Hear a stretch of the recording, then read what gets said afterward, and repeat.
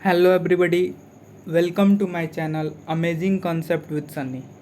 आज के क्लास में हम लोग अपने नेक्स्ट टॉपिक को स्टार्ट करने वाले हैं, जो कि है फार्मिंग इन पालमपुर। पालमपुर में जो भी फार्मिंग है किस तरीके से की जाती है, ठीक ना, या फार्म प्रोडक्शन इंक्रीज कैसे होता है पालमपुर में, ये सारी चीज़ों को हम लोग डिटेल में पढ़ने वाले हैं, समझने वाले हैं। इसमें ब्रॉड 3 टॉपिक है, तीनों टॉपिक को हम लोग क्लियर तरीके से समझने वाले हैं, ठीक ना।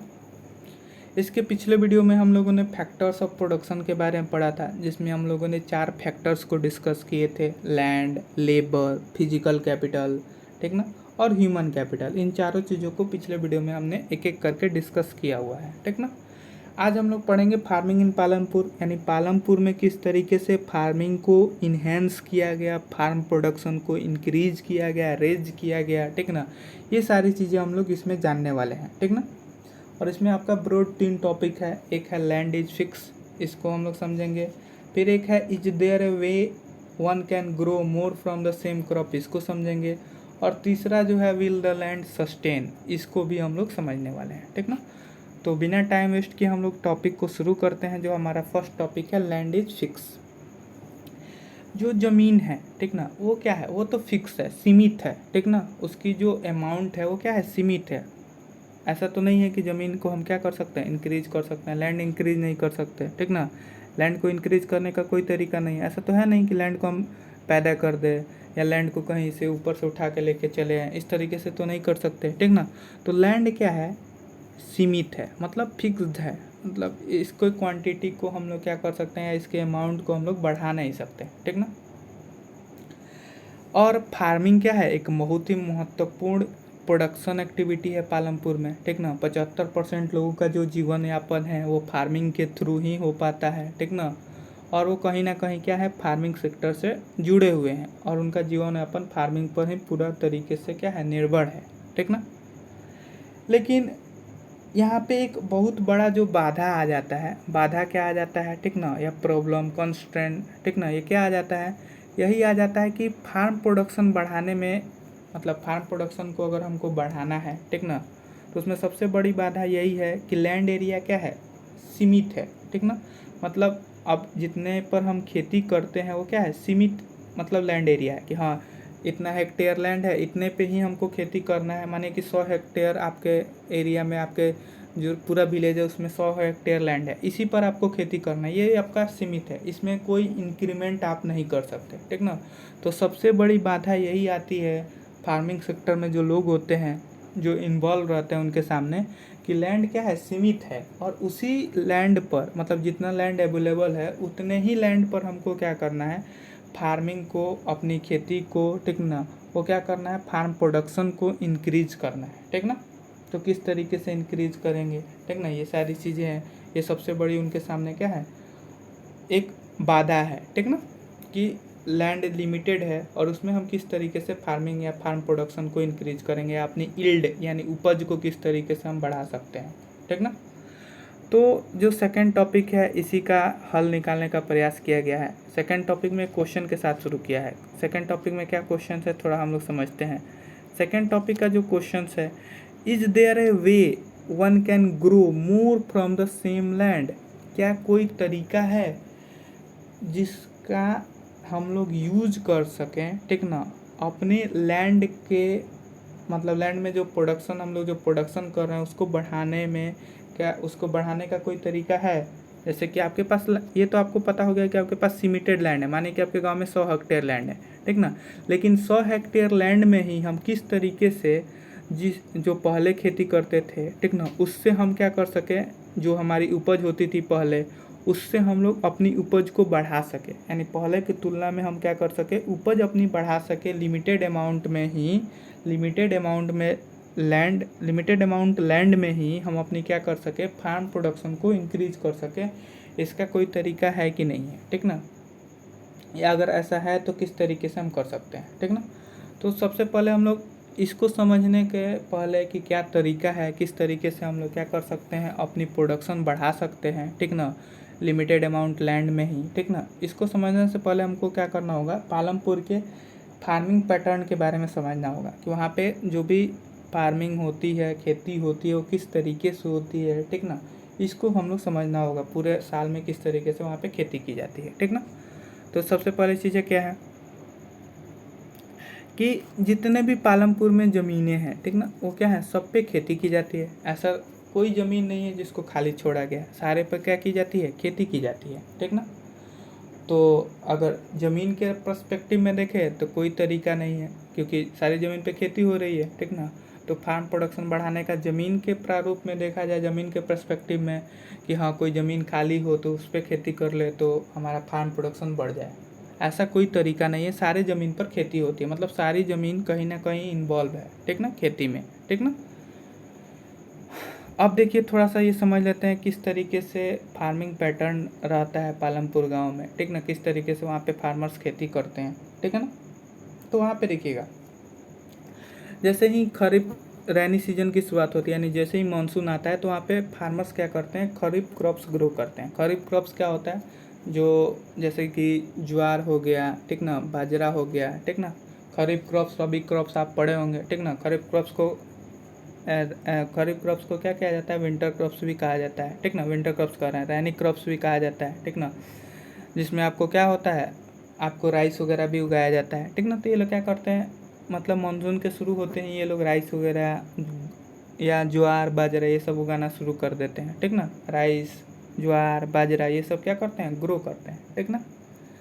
और उसका यूज करते हैं वो क्या, अपने लिए, अपनी ज़रूरतों के लिए भी वो लोग उसका यूज करते हैं। मतलब जो भी फसल होता है, फसल की कटाई के बाद से क्या होता है, जो भी फसल उन लोग को मतलब मिलता है, जो भी उपज होती है, उसमें वो क्या करते हैं, अपनी यूज के लिए कुछ रख लेते हैं और बाकी जो है वो क्या करते हैं, सेल भी कर देते हैं, ठीक ना।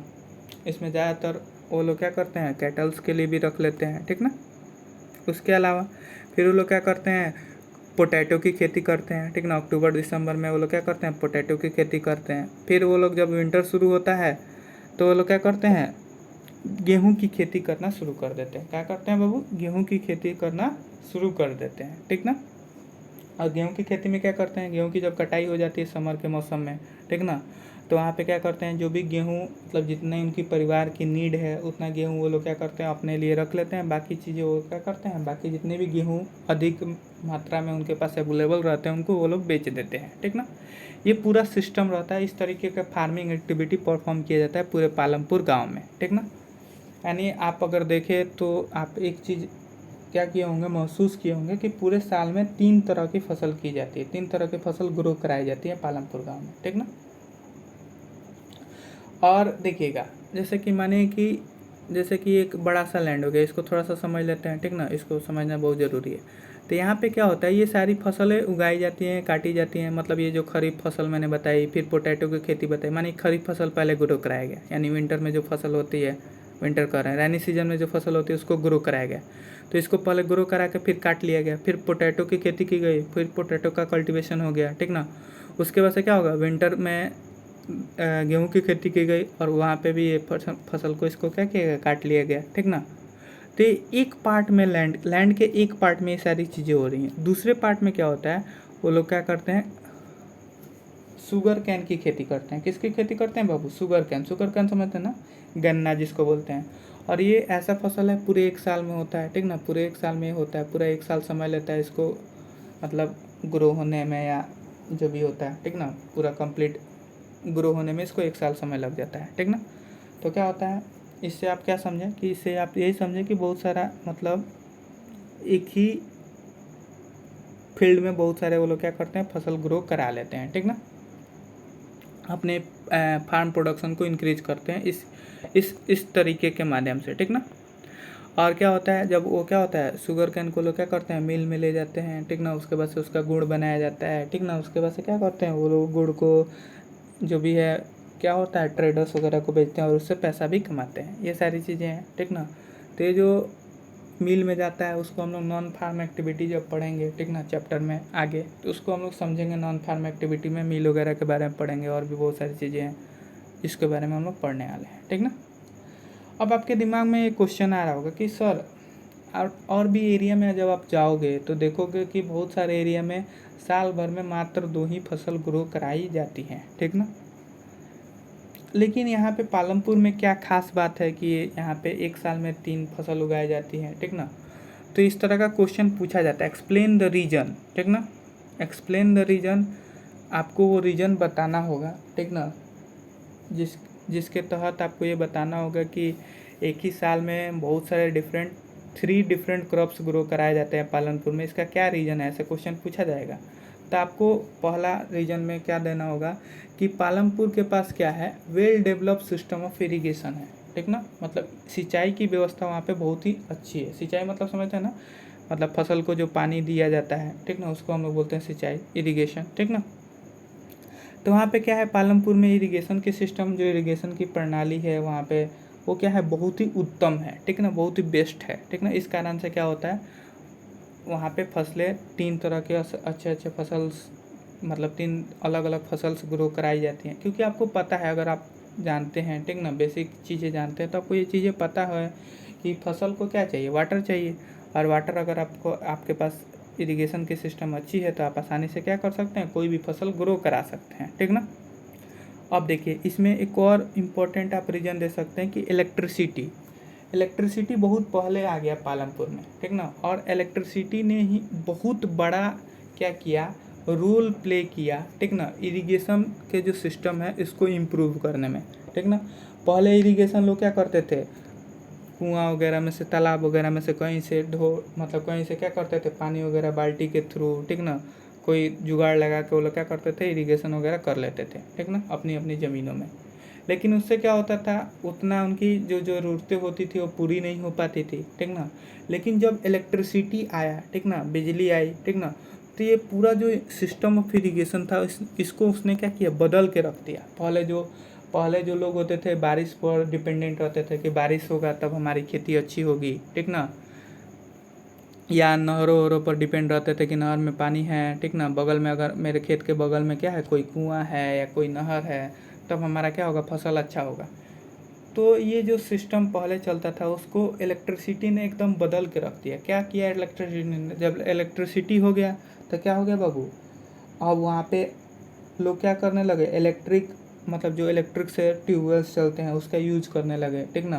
गांव में आप देखे होंगे इलेक्ट्रिक ट्यूबवेल्स के तहत क्या किया जाता है, ज़मीन के नीचे से पानी निकाला जाता है और उसके तहत आसानी से लोग क्या कर लेते हैं, इरिगेशन कर लेते हैं, सिंचाई कर लेते हैं अपने फसलों का। और उससे क्या होता है, बहुत ही अच्छी मात्रा में उनकी जो भी है प्रोडक्शन क्या होती है, बहुत ही ज़्यादा मात्रा में इंक्रीज हो जाती है, ठीक ना। अच्छा अगर सिंचाई होगा तो फसल भी अच्छा होगा, ठीक ना। तो इस तरीके से क्या हुआ, ये 2 मेन रीज़न आप दे सकते हैं क्या, कि फार्म प्रोडक्शन की इंक्रीज हुआ कहाँ पे, पालमपुर में, ठीक ना। पालमपुर में एक ही सीजन में किस तरीके से 2 से ज़्यादा या 3 क्रॉप्स ग्रो कराए जाते हैं, ठीक ना, इसका बहुत बड़ा रीज़न है। 2 आपके बहुत बड़े रीजन्स थे जिसको मैंने आपको बताया, ठीक ना। अब देखते हैं थोड़ा सा और भी, लेकिन अगर हम और भी विलेज की बात करें इंडिया में, ठीक ना, तो वहाँ पे ये जो हाई लेवल ऑफ इरिगेशन है जैसे कि पालमपुर में देखने को मिला। पालमपुर तो एक हाइपोथेटिकल सिचुएशन है जिसको हम लोग बनाए हुए हैं, ठीक ना, एक मनगढ़ंत एक विलेज है, ठीक ना। तो यहाँ पे इस तरह का सिचुएशन है, इस तरह के इरिगेशन सिस्टम अवेलेबल है, ठीक ना। लेकिन और भी अगर आप जाओगे इंडिया में, ठीक ना, इंडिया के और अलग अलग रीजन में जाओगे, ठीक ना, रिवर वाले रीजन में जाओगे, ठीक ना, रिवर वाले रीजन वहाँ पे तो आपको अच्छा इरिगेशन सिस्टम देखने को मिलेगा। मतलब ऐसे रीजन जहाँ पे रिवर हो, सीज हो, तो वहाँ पे आपको अच्छी इरिगेशन सिस्टम मिल जाएगी। मतलब वहाँ पे जो किसान है वहाँ पे उनको सिंचाई की व्यवस्था वहाँ पे उनके लिए अच्छी है, वो लोग आसानी से सिंचाई कर लेते हैं। लेकिन आप प्लेटू वगैरह के रीजन में चले जाओ, इंडिया में जो प्लेटू रीजन है, ठीक ना, दक्कन प्लेटू के रीजन में चल जाओ, वहाँ पे इरिगेशन के सिस्टम बहुत ही क्या है, निचले स्तर का है, ठीक ना। आज भी देश में मात्र 40% ही ऐसे ज़मीन है, ठीक ना, आज भी देश में मात्र 40% ऐसी ज़मीन है जहाँ पे क्या किया जाता है, इरिगेशन किया जा सकता है। बाकी जगहों पे क्या होता है, पूरा जो फार्मर्स होते हैं वो क्या होते हैं, डिपेंडेंट होते हैं किस पे, रेनफॉल पे, यानी बारिश पे। अगर बारिश अच्छी होगी तो फसल अच्छा होगा, बारिश अच्छी नहीं होगी तो फसल अच्छा नहीं होगा, ठीक ना। तो ये सारी चीज़ें हैं, ठीक ना। तो ये आप पूरे फार्मिंग पैटर्न के बारे में पढ़ लिए, ठीक ना। और लेकिन एक क्वेश्चन था, क्वेश्चन क्या था कि क्या कोई तरीका है कि हम जो सेम लैंड अवेलेबल है, मतलब जितनी मात्रा में हमारे पास लैंड अवेलेबल है उसी लैंड से हम लोग क्या करें, अपना प्रोडक्शन इंक्रीज करें, ठीक ना। क्या ऐसा कोई तरीका है जिसके तहत हम ये सारी चीज़ें कर सकते हैं, यानी लिमिटेड लैंड में ही हम अपनी प्रोडक्शन क्या करें, बढ़ा लें, ऐसा कोई तरीका है? तो बिल्कुल है, ठीक ना। और वो क्या है, मल्टीपल क्रॉपिंग, ठीक ना। कौन सा तरीका है बाबू, उसको हम लोग बोलते हैं मल्टीपल क्रॉपिंग। यानी मल्टीपल क्रॉपिंग का हम लोग यूज करके क्या कर सकते हैं, अपनी फार्म प्रोडक्शन को बढ़ा सकते हैं। अब आप सोच रहे होंगे सर मल्टीपल क्रॉपिंग क्या होता है, और इसका यूज आपको पालमपुर में अभी मैंने बताया भी है, ठीक ना, कि मल्टीपल क्रॉपिंग का यूज होता है किस में, पालमपुर गांव में, किस चीज़ को बढ़ाने के लिए, फार्म प्रोडक्शन को बढ़ाने के लिए। इसमें क्या होता है कि एक से ज़्यादा क्रॉप, ठीक ना, एक लैंड पर पूरे साल में एक से ज़्यादा क्रॉप जब ग्रो कराया जाता है उसको हम लोग क्या बोलते हैं, मल्टीपल क्रॉपिंग बोलते हैं। फिर से मैं समझा देता हूँ, अभी एक बार समझाया हूँ, फिर से मैं समझा दे रहा हूँ कि मानिए एक लैंड हो गया, ठीक ना। यहाँ पे क्या हुआ, एक बार खरीफ क्रॉप्स क्या किया गया, ग्रो कराया गया, फिर इसको हार्वेस्ट कर लिया गया, फिर क्या गया, पोटैटो की खेती की गई, इसको हार्वेस्ट कर लिया गया, हार्वेस्ट कर लिया मतलब जो भी है कर लिया गया, ठीक ना। उसके बाद से फिर क्या होता है, रबी क्रॉप्स को ग्रो कराया जाता है, वेट वगैरह ग्रो कराया गया, फिर इसको हार्वेस्ट कर लिया गया। तो देख रहे हैं ना, एक ही लैंड पर क्या हो रहा है, अलग अलग तरीके से क्या हो रहा है, 3 तरह के फसलों की खेती हो रही है, ठीक ना। और इससे क्या हो रहा है कि हम एक ही लैंड से क्या हो रहा है, जो पहले एक ही लैंड का यूज करते थे और मात्र एक साल में एक फसल ग्रो करा पाते थे, अब एक ही लैंड से हम लोग क्या कर रहे हैं, 3 तरह के अलग अलग फसल 3 तरह के अलग अलग फसल ग्रो करा रहे हैं, ठीक ना। इससे क्या हो रहा है, जाहिर सी बात है कि इससे क्या होगा, प्रोडक्शन इंक्रीज करेगा, ठीक ना। तो ये क्वेश्चन पूछा जाएगा बाबू, ध्यान दीजिएगा ये सारी चीज़ों पर। क्वेश्चन यहाँ से आता है कि किस तरीके से आप प्रोडक्शन इंक्रीज करा सकते हैं, ठीक ना, या लिमिटेड लैंड में किस तरीके से, कौन सा ऐसा प्रोसेस है जिसके तहत हम क्या कर सकते हैं, प्रोडक्शन अपनी बढ़ा सकते हैं। तो सबसे पहला आप तरीका क्या बताएंगे, मल्टीपल क्रॉपिंग का, ठीक ना, जिसमें आप बता सकते हैं जो मैंने अभी बातें बताई, ठीक ना। और क्या तरीका है उसको थोड़ा सा हम लोग समझ लेते हैं, ठीक ना।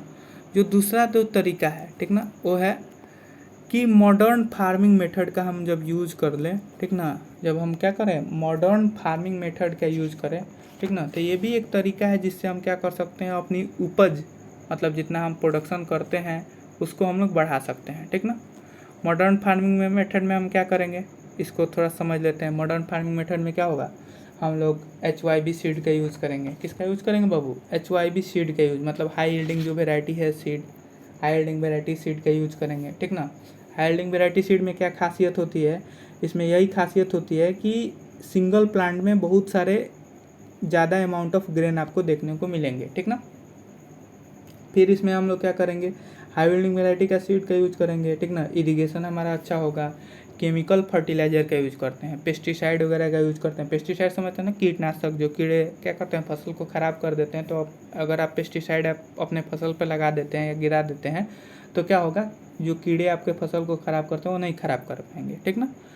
तो ये सारी चीज़ों के तहत मतलब इसको हम लोग क्या बोले हैं, मॉडर्न फार्मिंग मेथड, मतलब इसका भी यूज करके क्या कर सकते हैं, अपनी फार्म प्रोडक्शन को आप बढ़ा सकते हैं, ठीक ना। तो इसका यूज कैसे किया गया, ठीक ना, मॉडर्न फार्म प्रोडक्शन या मॉडर्न फार्मिंग मेथड का यूज कैसे किया गया, तो इसको एक रेवोल्यूशन के जरिए, ठीक ना, जिसको हम लोग ग्रीन रेवोल्यूशन के नाम से जानते हैं, ठीक ना, उसके जरिए इस मेथड का यूज किया गया, ठीक ना। और इसका यूज ग्रीन रेवोल्यूशन नाम से मतलब एक रेवोल्यूशन हुआ, क्रांति हुआ, जिसके तहत हम लोग ने क्या किया, मॉडर्न फार्मिंग मेथड को अडॉप्ट किया। किस चीज़ के लिए बाबू, केवल हम अपनी फार्म प्रोडक्शन को क्या कर सके, बढ़ा सके, उसलिए हमने क्या किया, इस मेथड का यूज़ किया, ठीक ना, मॉडर्न फार्मिंग मेथड का। और उसके लिए हम लोगों ने क्या किया, एक रेवोल्यूशन लाया जिसको ग्रीन रेवोल्यूशन कहा गया, ठीक ना। और ये लेट 1960 में आया था, ठीक ना, जिसमें इंडियन फार्मर्स ने क्या किया, वही जो तरीका मैंने आपको बताया था, high yielding variety of seed का यूज़ किया, ठीक ना। और वहाँ पे क्या किया, high yielding variety of seed का यूज़ किया, केमिकल फर्टिलाइजर का यूज़ किया, पेस्टिसाइड का यूज़ किया, ठीक ना। तो इससे क्या हुआ, उनको बड़ी मतलब बहुत ज़्यादा उपज देखने को मिली, ठीक ना, मतलब पहले जितना उपज होती थी उससे बहुत ज़्यादा उपज इनको देखने को मिली, ठीक ना। देखिए यहाँ पे दिया हुआ है, कुछ आपको डायग्राम के जरिए समझाया गया है कि मॉडर्न फार्मिंग मेथड में क्या क्या चीज़ें यूज होती हैं, HYB सीड, फर्टिलाइजर, पेस्टिसाइड, ये फार्म मशीनरी का यूज किया जाता है, ठीक ना। फार्म मशीनरी क्या होता है समझिएगा, फार्म मशीनरी में जैसे कि आपको हो गया ट्रैक्टर हो गया, ठीक ना। ट्रैक्टर जिसके तहत हम क्या करते हैं, प्लाउजिंग वगैरह कर सकते हैं, ठीक ना। थ्रेसर होता है जिसके तहत हम क्या करते हैं, पहले जो जैसे होता था लोग क्या करते थे, सिक्कल वगैरह से काटते वगैरह थे फसल वगैरह को, ठीक ना। जब फसल का हार्वेस्ट करना होता था तो सिक्कल हंसुआ वगैरह से काटाई शुरू करते थे। अब तो मशीन हो गया, ठीक ना। मशीन के तहत हम क्या करते हैं, सारे फसलों को काट लेते हैं और हार्वेस्टिंग अपना फास्टर कर सकते हैं, ठीक ना।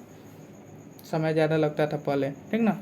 अब ये सारे मॉडर्न फार्मिंग मेथड के तहत हम क्या करते हैं, समय भी बचा लेते हैं और अपनी प्रोडक्शन को भी इंक्रीज कर लेते हैं, ठीक ना। और इससे क्या होता है, देखिए जब ये इस चीज़ का यूज़ किया गया तो उन्होंने बहुत ही मतलब क्या हुआ, उनकी जो पहले जो उपज होती थी, जो पहले जो प्रोडक्शन होता था, उसमें बहुत बड़ा ग्रोथ देखने को मिला, ठीक ना। और ग्रोथ से क्या हुआ, उनको बहुत ज़्यादा फायदा भी हुआ, ठीक ना। किस तरह का फ़ायदा हुआ वो भी मैं बताऊँगा। अब देखिए, लेकिन सबसे पहले एक क्वेश्चन आता है आपसे कि किस तरह के फार्मर्स ने इसका सबसे पहले यूज़ करना शुरू किया।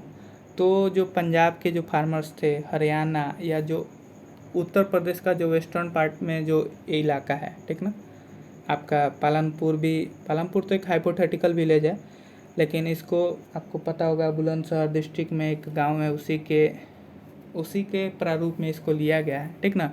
तो भी आपका इसी में आता है, ठीक ना। तो वेस्टर्न पार्ट में ही आता है, ठीक ना। तो यहाँ पे पहली बार इस मॉडर्न फार्मिंग मेथड का यूज किया गया। तो क्वेश्चन पूछा जाएगा, ठीक ना। ये क्या किया जाएगा, क्वेश्चन पूछा जाएगा कि कौन ऐसे स्टेट्स थे, ठीक ना, या कौन से ऐसे स्टेट्स थे जिन्होंने पहली बार ग्रीन रेवोल्यूशन का यूज़ किया, मॉडर्न फार्मिंग मेथड को अडॉप्ट किया। तो आपको बताना होगा, ठीक ना। ये सारी चीज़ें आपको क्या करनी होगी, बतानी होगी। अब मैंने एक बात बताई कि क्या हो गया, मॉडर्न फार्मिंग मेथड्स करने से क्या हो गया कि इनका प्रोडक्शन बहुत मात्रा में, मतलब लगभग दुगुना मात्रा में इनका प्रोडक्शन बढ़ गया, ठीक ना। मतलब लगभग दुगुना से उनका प्रोडक्शन क्या हो गया, बढ़ गया। जैसे पहले क्या होता था, प्रत्येक हेक्टेयर में मात्र 1300 केजी फसल उगा पाते थे, मानो गेहूँ हो गया, धान हो गया, वो मात्र 1300 केजी ही ग्रो करा पाते थे। लेकिन जब से ग्रीन रेवोल्यूशन आया तो वो क्या करने लगे, उसी हेक्टेयर मतलब उतने ही ज़मीन में अब वो 3200 केजी हेक्टेयर्स क्या करने लगे, ग्रो कराना शुरू कर दिए। अब देखिए, अब इससे क्या फ़ायदा होगा बाबू, इससे यही फ़ायदा होगा कि जितना उनके पास सरप्लस होगा, मतलब अपनी ज़रूरत से जितना अधिक होगा उसको क्या करते थे, वो लोग बेचते थे, मार्केट में क्या करते थे, बेचते थे, ठीक ना। ये सारी चीज़ें आपने पढ़ी किस में, ये सारी चीज़ें पढ़ी जो आपका सेकंड टॉपिक था, is there a way one can grow more from the same land. क्या कोई तरीका है, ठीक ना, जिसके तहत हम क्या करेंगे, लिमिटेड लैंड में ही अपना क्या करें, फसल के प्रोडक्शन को बढ़ा सके, ठीक ना। तो उसमें हम लोगों ने दो तरीका समझा, एक तो पढ़ा किसके बारे में, मल्टीपल क्रॉपिंग, और दूसरा क्या समझा हम लोगों ने, मॉडर्न फार्मिंग मेथड का यूज़ करके हम क्या कर सकते हैं, फार्म प्रोडक्शन को इंक्रीज करते हैं, ठीक ना। एक क्वेश्चन डायरेक्ट पूछा जाता है एग्जाम में, आपको ध्यान रखिएगा, क्वेश्चन का आंसर आपको लिखना पड़ेगा, ठीक ना। अब देखिए, क्या ये सारी चीज़ें लैंड सस्टेन कर पाएगी, ठीक ना, लैंड क्या ये सारी चीज़ें सस्टेन कर पाएगी, मतलब जो भी आप ये ज़मीन पर कर रहे हैं, जो एक्सेस मात्रा में केमिकल फर्टिलाइज़र के यूज़ कर रहे हैं, ठीक ना, आप इंटेंसिव प्रेशर दे रहे हैं, ठीक ना, कि आप ज़्यादा से ज़्यादा आप प्रोडक्शन कर सके, ठीक ना। तो क्या इन सारी चीज़ों को लैंड बर्दाश्त कर पाएगी, क्या ज़मीन टिक पाएगी इन सारे मतलब जो आप उपाय कर रहे हैं या जो भी मॉडर्न फार्मिंग मेथड के यूज़ कर रहे हैं, ठीक ना, अपने प्रोडक्शन को बढ़ाने के लिए, ठीक ना।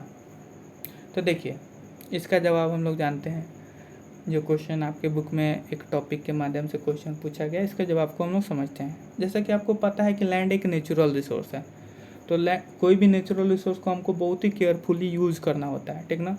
कोई भी नेचुरल रिसोर्स को हमको केयरफुली ध्यानपूर्वक यूज़ करना होता है, ठीक ना। और साइंटिफिक रिपोर्ट ये कहती है कि जो मॉडर्न फार्मिंग मेथड है, मतलब जो हम लोग ये जो ग्रीन रेवोल्यूशन के जरिए जो फार्मिंग मेथड पूरे इंडिया में अडॉप्ट की गई है, ठीक ना, मतलब ज़्यादातर इंडिया में नहीं, बहुत कुछ खास स्टेट में जो अडॉप्ट की गई है, ठीक ना, इससे क्या हुआ है, ओवर यूज हुआ है नेचुरल रिसोर्स का, ठीक ना। मतलब क्या, कहने का मतलब क्या कि आप क्या कर रहे हैं, ज़मीन का ज़रूरत से ज़्यादा इस्तेमाल कर रहे हैं अपनी प्रोडक्शन को बढ़ाने के लिए, ठीक ना। जैसे एक नेचुरल फर्टिलिटी इंक्रीज होती है, ठीक ना, तो उसमें कोई दिक्कत नहीं होता, कोई नुकसान नहीं पहुंचता है लैंड को, ठीक ना। सॉइल की फर्टिलिटी एक नेचुरली, ठीक ना, नेचुरली मतलब क्या होता है कि अपने आप से जो फर्टिलिटी इंक्रीज हो तो उसमें कोई नुकसान नहीं होता है। जब आप क्या करते हो, जब आप ऊपर से केमिकल डाल के जब फर्टिलिटी इंक्रीज करते हो तो उसमें बहुत ज़्यादा प्रॉब्लम होता है, ठीक ना। उसमें क्या होता है, बहुत ज़्यादा प्रॉब्लम होता है, सॉइल में बहुत ज़्यादा प्रॉब्लम होती है, सॉइल की फर्टिलिटी लॉस हो जाती है, बहुत सारा निगेटिव इम्पैक्ट पड़ता है सॉइल पे, ठीक ना। तब आपसे क्वेश्चन पूछा जाएगा कि what are the negative impact of green revolution, green revolution का क्या निगेटिव इम्पैक्ट रहा, ठीक ना। तो ये आपको बताना होगा। ये सारे क्वेश्चंस आपको बहुत ही इंपॉर्टेंट क्वेश्चन है, ध्यान रखिएगा कि निगेटिव इम्पैक्ट क्या रहा ग्रीन रेवोल्यूशन का। या ऑन अदर वर्ड्स ये भी क्वेश्चन बन सकता है कि मॉडर्न जो फार्मिंग मेथड अडॉप्ट किए गए हायर यील्ड के लिए, ठीक ना, मतलब ज़्यादा उपज के लिए या फार्म प्रोडक्शन को बढ़ाने के लिए जो मॉडर्न फार्मिंग मेथड का यूज किया गया उसका क्या निगेटिव इम्पैक्ट रहा। निगेटिव इम्पैक्ट ये रहा कि सॉइल की फर्टिलिटी लॉस हो गई, ठीक ना। ज़्यादा आप यूज़ किए केमिकल फर्टिलाइज़र का, इससे क्या हुआ, सॉइल की फर्टिलिटी जो है, ठीक ना, जो उपजाऊपन है ज़मीन की वो ख़त्म हो गई, ठीक ना। फिर जो आप इलेक्ट्रिसिटी का यूज़ करके कंटिन्यूअस वे में आप जो ग्राउंड वाटर का यूज़ करते हैं इरिगेशन के लिए, ठीक ना, इससे क्या हुआ, जो टेबल वाटर टेबल है वो क्या हो गया, नीचे और ज़्यादा नीचे खिसक गया, ठीक ना। जैसे आपको पता होगा नीचे ग्राउंड वाटर होता है, ग्राउंड वाटर के नीचे क्या होता है, वाटर टेबल रहता है, ठीक ना। तो अब क्या हो गया, इतना ज़्यादा हम इरिगेशन का यूज़ कर लिए, पंपी सेट वो ट्यूबवेल का इस्तेमाल करके, कि क्या हुआ, जो वाटर लेवल है, वाटर टेबल है वो भी क्या हो गया, नीचे चला गया, ठीक ना। वाटर का भी क्या हो गया, मतलब रिडक्शन देखने को मिला, कमी देखने को मिली, ठीक ना। फिर अब देखिए ये सारे 2 पॉइंट्स आप उसमें लिख सकते हैं नेगेटिव इम्पैक्ट में। अब देखिए क्या होता है, जब भी कोई नेचुरल रिसोर्स है, ठीक ना, उसमें बहुत समय लगता है बनने में। कोई भी नेचुरल रिसोर्स है तो उसमें बहुत ज़्यादा समय लगता है, बहुत हज़ार वर्ष लग जाते हैं कोई भी चीज़ बनने में, ठीक ना। कोई अगर नेचुरल रिसोर्स है, इन्वायरमेंटल रिसोर्स है वो, जैसे कि सॉइल की फर्टिलिटी हो गई, ठीक ना। सॉइल फर्टिलिटी तो ऐसे बन जाती है, जैसे ग्राउंड वाटर हो गया, ये सारी चीज़ें बनने में बहुत समय लगता है, मतलब बहुत साल का समय लगता है, हज़ार नहीं लेकिन बहुत सालों का समय लगता है, ठीक ना। एक बार ये डिस्ट्रॉय हो जाए तो बहुत ही मुश्किल होता है कि ये दोबारा से रीस्टोर इनको कर पाया जाए, ठीक ना। तो हमको क्या करना होगा, इन्वायरमेंट का ध्यान रख के, ठीक ना, ऐसी खेती करनी होगी कि हम क्या करें, अभी तो जो हमारी ज़रूरत है यानी फार्म प्रोडक्शन को तो हम बढ़ा दें, लेकिन ऐसी तरीके से खेती करें कि उसका कोई निगेटिव इम्पैक्ट ना पड़े हमारे लैंड एरिया पर, ठीक ना। क्योंकि अगर निगेटिव इम्पैक्ट इसी तरीके से हम लैंड को क्या करें, लैंड का बिना ध्यान रखे हम लोग लगातार फर्टिलाइज़र केमिकल का यूज़ करते चले गए, केमिकल फर्टिलाइज़र का यूज़ करते चले गए, तो एक ऐसा समय आएगा कि कोई भी लैंड पर हम क्या कर पाएंगे, खेती नहीं कर पाएंगे, सारे लैंड बंजर हो जाएंगे, ठीक ना। आपको भी पता होगा कि ज़्यादा आप जब केमिकल फर्टिलाइज़र का यूज़ करने लगते हैं तो क्या होता है, लैंड ख़राब हो जाता है, ठीक ना, वो फर्टिलिटी अपना लॉस कर देता है, ठीक ना। तो हमको ये सारी चीज़ों का भी ध्यान रखना होगा, ठीक ना, क्योंकि हमको अपने को तो यूज़ करना ही है, as well as future generation के लिए भी हमको यूज़ करना है। मतलब इस तरीके से हमको यूज़ करना है कि हमारा फ्यूचर जनरेशन भी क्या करे, उस लैंड का यूज़ कर सकें, ठीक ना। तो इन सारी चीज़ों का हमको ध्यान रखना है। तो ये आपका पूरा टॉपिक रहा है जिसमें हम लोगों ने पूरे अच्छे तरीके से आपको एक एक चीज़ों को क्लियर कर लिया, ठीक ना। एक एक कॉन्सेप्ट को अच्छे तरीके से, तीनों कॉन्सेप्ट को अच्छे तरीके से समझे, तीनों टॉपिकों को अच्छे तरीके से समझ लिया। उम्मीद करता हूँ कि आपको सारी चीज़ें क्लियर हुई होंगी। अब एक बात मैं इम्पोर्टेंट इन्फॉर्मेशन आपको बताना चाहूँगा कि आप जो भी हैं बाबू, ठीक ना, जो भी वीडियो देख रहे हैं, आप वीडियो पूरा देखिए, ठीक ना। वीडियो जब तक पूरा नहीं देखिएगा तब तक आपको चीज़ें क्लियर नहीं होंगी, कॉन्सेप्ट क्लियर नहीं होगा, ठीक ना। आपको वीडियो अच्छे से, जब आप शुरुआत कर रहे हैं 5 मिनट 10 मिनट देख के मत उसको छोड़ दीजिए, आप वीडियो पूरा देखिए, तो अब आपको बेनिफिट पूरा मिलेगा, आपको कॉन्सेप्ट अच्छे तरीके से समझ में आएगा। दूसरी चीज़, मैं ऐसा मतलब समझता हूँ कि आप लोग स्टूडेंट्स हैं, आप लोग जब भी वीडियो देखते हैं तो उसको लाइक कर देते हैं, शेयर करते हैं, सब्सक्राइब करते हैं, ठीक ना, एज वेल एज इसको अलग अलग जगहों पे स्प्रेड करते हैं, ठीक ना। लेकिन ऐसा आप लोग कर नहीं रहे हैं, ठीक ना। तो आप लोग से एक रिक्वेस्ट रहेगा कि आप ज़्यादा से ज़्यादा वीडियो को लाइक कीजिए, शेयर कीजिए, सब्सक्राइब कीजिए, एज वेल एज इस मतलब जो भी ये चैनल है इसको स्प्रेड कर दीजिए जहाँ भी आप स्प्रेड कर सकें। मतलब किसी भी सोशल मीडिया प्लेटफॉर्म पर जिसका इस्तेमाल आप करते हैं, व्हाट्सएप के थ्रू आप इस चैनल को फैला सकते हैं, ठीक ना, शेयर कर सकते हैं, क्योंकि अच्छी चीज़ें शेयर करने में कोई बुराई नहीं है बाबू, ठीक ना। जो आप और भी चीज़ें शेयर करते हैं, बहुत सारी चीज़ें शेयर करते हैं, तो आपको अच्छी पढ़ाई वाली चीज़ें हैं जिससे किसी का भला हो जाए, ठीक ना। तो आप ये चीज़ें भी शेयर कर सकते हैं, ठीक ना। इससे आपको भी अच्छा लगेगा और जो इसका जो जो जो ज़रूरतमंद हैं वो क्या करेंगे, इस चीज़ का लाभ भी उठा सकेंगे। तो उम्मीद करता हूँ कि आपको सारी चीज़ें समझ में आ रही होंगी, ठीक ना। मैं जो बोला हूँ इसको आप फॉलो करेंगे, ठीक ना, और ज़्यादा से ज़्यादा शेयर करने का प्रयास करेंगे। मिलेंगे नेक्स्ट क्लास में, तब तक के लिए ओके, थैंक यू।